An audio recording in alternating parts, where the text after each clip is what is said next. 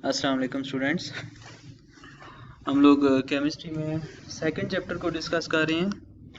Chapter number 2 हमारा चल रहा है जी, और चैप्टर नंबर 2 में केमिस्ट्री में हम पढ़ रहे हैं एस ब्लॉक एलिमेंट, चैप्टर का नाम है। और अभी का आज का हमारा टॉपिक है compound properties of alkali and alkaline earth metals, यानी अल्कली और अल्कलाइन अर्थ मेटल्स जो हैं वो जो जो कंपाउंड्स बनाती हैं या जो जो उन्हें दूसरी कंपाउंड्स दूसरे एलिमेंट के साथ मिलकर कंपाउंड बनाने होते हैं, उनमें कौन कौन सी प्रॉपर्टीज पाई जाती हैं और कौन कौन सी प्रॉपर्टीज ज़्यादातर एग्जिस्ट करती हैं और प्रॉपर्टीज़ में क्या वेरिएशन आती है।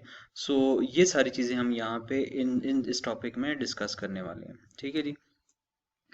तो बेसिकली जो हम डिस्कस करने वाले हैं कंपाउंड्स को, अल्कली और अल्कलाइल अर्थ मेटल्स के, वो ऑक्साइड्स को डिस्कस करेंगे। यानी ऑक्सीजन के साथ जब मिलके वो कंपाउंड बनाते हैं तो वो किस तरह के कंपाउंड बनाते हैं और क्या उनका बिहेवियर होता है। नाइट्रेट्स को डिस्कस करेंगे, नाइट्रोजन के साथ मिलके, हाइड्रोक्साइड्स के साथ, सल्फेट्स को और कार्बोनेट्स। ये 5 किस्म के कंपाउंड्स हैं जिनको हम डिस्कस करेंगे इस टॉपिक के अंदर, ताकि इस चैप्टर में हम इनको डिस्कस करेंगे एक एक करके टॉपिक बना के, ताकि हमें पता चले कि जो अल्कली और अल्कलाइन अर्थ मेटल्स हैं उनकी प्रॉपर्टीज़ में वेरिएशन क्या है। सो दो मेन पॉइंट हैं, two main point to discuss in 5 compounds. ये सारे के सारे जो 5 कंपाउंड्स हमने अभी पढ़े ना ऊपर, ये दोबारा से आपको दिखा देता हूँ। ऑक्साइड्स, नाइट्राइड्स, हाइड्रोक्साइड्स, सल्फेट और कार्बोनेट्स, इन सब में जो मेन, जो हर टॉपिक के अंदर हम चीज़ डिस्कस करने वाले हैं ना, वो पहली इंपॉर्टेंट चीज़ है वाटर सॉल्युबल और नॉट, यानी जो कंपाउंड बनेगा क्या वो पानी में हल हो सकता है या नहीं हो सकता। ये चीज़ हम सबसे पहले देखेंगे। और दूसरे नंबर पे हम देखेंगे उसकी डीकम्पोजिशन। ठीक है जी। अब ये डिकम्पोजिशन क्या है कि डिकम्पोजिशन का मतलब है कि break down of the chemical structure of living things और occur on death of those organism. यानी कि आप बायोलॉजिकल टर्म्स में देखें तो आप जब भी कोई ऑर्गेनिज्म मर जाता है या उसकी डेथ हो जाती है तो उसकी बॉडी स्ट्रक्चर में तब्दीली आती है, यानी उसकी बॉडी स्ट्रक्चर ख़त्म होना शुरू हो जाता है, उसको डिकम्पोजिशन बोलते हैं। लेकिन यहाँ पे हम इस चैप्टर के अंदर या इन कंपाउंड्स के अंदर हम एलिमेंट्स की डिकम्पोजिशन देखेंगे ऑन हीटिंग। ठीक है जी। सो दोबारा से बता दूं कि 5 कंपाउंड्स हम यहाँ पे अल्कली अल्कलाइन अर्थ मेटल्स के डिस्कस करने वाले हैं। इन 5 कंपाउंड्स के लिए हर टॉपिक के अंदर बेसिक एक चीज़ जो डिस्कस होगी उसका नाम है कि वाटर सॉल्युबल है या नहीं, या डिकम्पोजिशन उसकी कैसे होती है। सबसे पहले हम देख लेते हैं oxides of alkali metals. Alkali metals lithium, sodium, potassium, rubidium, caesium, francium. तो ये सारे के सारे जो अल्कली मेटल्स के ऑक्साइड्स हैं, यानी जब ये ऑक्सीजन के साथ मिलके रिएक्शन करते हैं तो ये ऑक्साइड्स बनाते हैं। ऑक्साइड्स जब वाटर में जाते हैं तो तमाम के तमाम ऑक्साइड्स वाटर में सॉल्युबल होते हैं। ये आपने इंपॉर्टेंट बात याद रखनी है, इसको पॉइंट आउट कर लें कि all oxides of alkali metals are soluble in water और and they all make base alkali. ये तमाम के तमाम पानी में जाके अल्कली या बेस बनाते हैं। तो ये इंपॉर्टेंट बात थी। उसके बाद नेक्स्ट आगे चलते हैं। तो नेक्स्ट हमारे पास ये बात है जी कि जो ऑक्साइड्स हैं, ऑक्साइड्स ऑफ ऑन कंबस्चन, अब हम उसकी डिकम्पोजिशन की तरफ बढ़ रहे हैं कि ऑक्साइड्स जो हैं, जैसे ये आपके पास है लिथियम ऑक्साइड है, सोडियम ऑक्साइड है, सोडियम के 2 ऑक्साइड्स हैं, पोटाशियम ऑक्साइड है, पोटाशियम सुपर ऑक्साइड है, rubidium oxide, caesium oxides. On combustion in air of alkali metals form oxides, peroxide, superoxides. यानी जब ये कंबस्ट होते हैं, ऑक्सीजन के साथ मिलते हैं, रिएक्शन करते हैं, तो रिएक्शन के बाद क्या होता है जी, अब हम देखेंगे कि ये कितनी किस्म के ऑक्साइड्स बना सकते हैं। अल्कली मेटल्स की बात हो रही है सिर्फ फिलहाल। तो कुछ ऑक्साइड्स बनाते हैं सिर्फ नॉर्मल ऑक्साइड, कुछ पर ऑक्साइड्स बनाते हैं और कुछ सुपर ऑक्साइड्स बनाते हैं। फार्मूले आपको ये सामने मैंने दे दिए। इसके बाद अगली बात की तरफ चलते हैं। तो आगे इसकी फर्दर स्टडी है हमारे पास। हम बात कर रहे हैं कि characteristics of s block elements. तो some characteristics properties of group A first elements. तो ये आपके पास ग्रुप लिखे हुए हैं, lithium, sodium, potassium, rubidium, caesium and francium. तमाम ऑक्साइड्स फॉर्म करते हैं। फ्रांशियम को फिलहाल हम डिस्कस नहीं कर रहे क्योंकि रेयर है बहुत ज़्यादा। लिथियम की बात की, सोडियम की बात की, पोटाशियम की बात की, रुबीडियम, सीजियम की बात की। ये तमाम के तमाम वाटर में जब जाते हैं ऑक्साइड्स, इनके ये ऑक्साइड्स बनाते हैं और ऑक्साइड्स पानी में जाके हाइड्रो ऑक्साइड्स बनाते हैं। ठीक है, यानी ये बेस बनाते हैं। और ये जब बेस हैं, इनका फ्लेम कलर क्या होता है, ये आपने इंपॉर्टेंट बात याद रखनी है कि जो लिथियम है उसका डीप रेड होता है, सोडियम का येलो होता है, और पोटाशियम का लिलैक होता है, ब्लूइश रेड होता है रुबीडियम का, और सीजियम का कलर होता है ब्लू। अगली प्रॉपर्टी की तरफ चलते हैं कि reactions of s block elements, जब ये वाटर में जाते हैं तो क्या करते हैं, आपको बताया है कि तमाम के तमाम क्या करते हैं जी, बेस प्रोड्यूस करते हैं। दोबारा से सारी बात रिवाइज कर लूँ कि हम बात कर रहे हैं ऑक्साइड्स की, अल्कली मेटल के ऑक्साइड की सिर्फ बात कर रहे हैं, फर्स्ट ए ग्रुप के ऑक्साइड्स की। तमाम क्या करते हैं, तमाम के तमाम ऑक्साइड्स बनाते हैं, और ऑक्साइड्स तमाम के तमाम वाटर में सॉल्युबल होते हैं जी। देख सकते हैं आप, लिथियम ऑक्साइड बन रहा है, सोडियम हाइड्रोक्साइड बन रहा है, लिथियम हाइड्रोक्साइड बन रहा है, और पोटाशियम हाइड्रोक्साइड बन रहा है। आगे देखें जी, आपके पास एक इंपॉर्टेंट बात बता दूं कि all alkali metals of oxides are soluble in water, जो कि मैं पीछे डिस्कस कर चुका हूं। बट लिथियम भी डिजॉल्व हो जाता है, लेकिन उसके डिजॉल्व होने में थोड़ा सा उसका बिहेवियर आ जाता है कि लिथियम हैज़ पिक्यूलियर बिहेवियर। तमाम के तमाम अल्कली मेटल्स जो है वो बेस बनाते हैं, यानी उनकी पीएच जो है वो 7 से ज़्यादा होती है।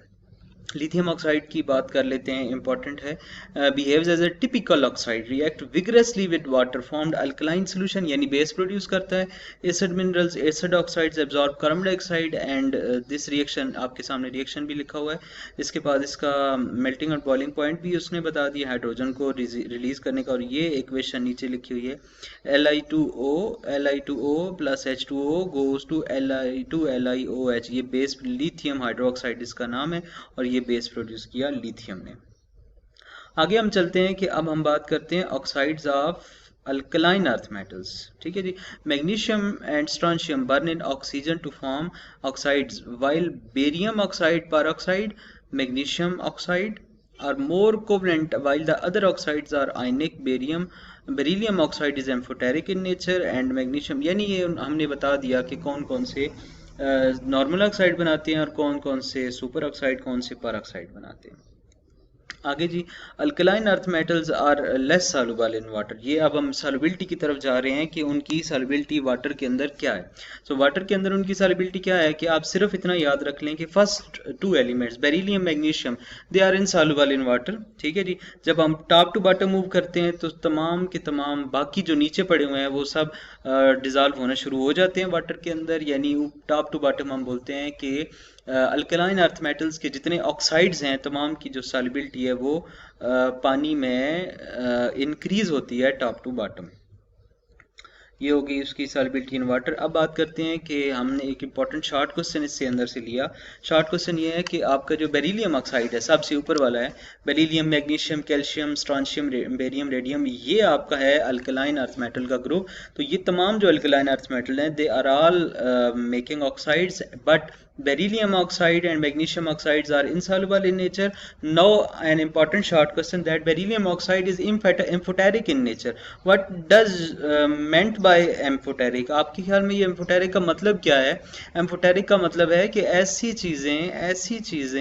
चीज़ें जब वो एसिड्स के साथ रिएक्ट करें तो वो बेस बन जाएं, और जब वो बेस के साथ रिएक्ट करें तो एसिड बन जाए, यानी उनके पास दो नेचर है। तो बेरिलियम जो है partially covalent react with acid and bases, यानी कि वो एसिड और बेस के साथ पार्शियली रिएक्ट करते हैं, amphoteric nature. Due to the nature of BeO in forming the covalent bond it forms both acidic and basic, so it is amphoteric in nature. तो ये हमने अल्कलाइन अर्थ मेटल्स की कुछ ली oxides. अब हम मजीद इनकी प्रॉपर्टीज़ को देख लेते हैं जी। अल्कलाइन अर्थ मेटल्स की देख सकते हैं आप, beryllium, magnesium, calcium, strontium and barium. हमने देखा कि तमाम नॉर्मल ऑक्साइड बनाते हैं, बट स्ट्रॉन्शियम और बेरियम ये हैं पर ऑक्साइड, और सुपर ऑक्साइड ये नहीं बनाते। ठीक है जी, नेक्स्ट आगे जी, use of potassium superoxide. Important बात है ये आपके लिए, एक इंपॉर्टेंट शॉर्ट क्वेश्चन भी है आपकी एक्सरसाइज में, और ये चैप्टर का इंपॉर्टेंट एक क्वेश्चन है जो कि अक्सर पेपर में आ जाता है कि जो पोटाशियम सुपर ऑक्साइड है, पोटाशियम का ऑक्साइड, ये अल्कली मेटल है पोटाशियम, तो ये इसका यूज़ क्या है, यानी इसको हम कहाँ पे यूज़ करते हैं। तो पोटाशियम सुपर ऑक्साइड को ब्रीदिंग पर्पसेस के लिए यूज़ किया जाता है, यानी ब्रीदिंग इक्विपमेंट में ये डाइवर्स और माउंटेनियर्स जो होते हैं, ये पहाड़ों पे चढ़ने वाले और समंदरों की गहराइयों में नीचे जाने वाले, ये अपने पास ऑक्सीजन का सिलेंडर लेके जाते हैं, और ऑक्सीजन के सिलेंडर में मैक्सिमम ये KO2 को भर के लेके जाते हैं जी। KO2 को भर के क्यों लेके जाते हैं, ये बहुत ही इंपॉर्टेंट बात है कि ये क्या करते हैं, ऑक्सीजन जो है ऑक्सीजन। अब देखें मिसाल के तौर पर एक इंसान सांस ले रहा है, इंसान सांस ले रहा है और सांस लेते हुए वो बाहर निकाल रहा है पोटाशियम कार्बन डाइऑक्साइड निकाल रहा है। तो ये जो पोटाशियम सुपर ऑक्साइड है, सांस लेने के दौरान जो कार्बन डाइऑक्साइड निकलती है उसके साथ रिएक्शन करती है और पोटाशियम कार्बोनेट बना देती है K2CO3, और इसके साथ ही वो बहुत ज़्यादा मिकदार में रिलीज कर देती है ऑक्सीजन गैस को। सो ये जो ऑक्सीजन गैस है ये बंदा फिर अपने सांस लेने के पर्पज़ के लिए यूज़ कर सकता है। मतलब कि अब जाहिर सी बात है, कोई बंदा माउंट एवरेस्ट पे जा रहा है, उसके पास इक्विपमेंट्स हैं, और वहाँ पे चूंकि ऑक्सीजन की अमाउंट कम होती होगी तो जाहिर सी बात है उसको ब्रीदिंग इश्यूज होंगे, तो वो क्या करेगा, कार्बन डाइऑक्साइड रिलीज करनी तो है उसने कार्बन डाइऑक्साइड अपने सांस लेने के दौरान। तो जब उसके पास KO2 होगा तो KO2 क्या करेगा, सांस के नतीजे में निकलने वाली कार्बन डाइऑक्साइड के साथ रिएक्ट करेगा, रिएक्ट करके बनाएगा K2CO3 और साथ ही रिलीज कर देगा ऑक्सीजन। तो वो ऑक्सीजन इंसान अपने अंदर इनहेल करेगा जिससे वो उसका सांस लेने का प्रॉब्लम नहीं होगा। So this is the main use of KO2। Equation को बैलेंस किया, 4KO2 2CO2 plus 2K2CO3 and 3O2, oxygen की अमाउंट रिलीज हुई जिससे आपने देखा कि आपका प्रॉब्लम सॉल्व हो गया सांस लेने वाला। Thank you so much students. Next lecture में हम लोग हाइड्रोक्साइड्स को डिस्कस करेंगे। होपफुली आपको चीज़ें समझ आ रही होंगी। आप कमेंट सेक्शन में तमाम अपने क्वेश्चंस मेरे साथ डिस्कस कर सकते हैं, एंड मिलते हैं नेक्स्ट लेक्चर में। Thank you so much.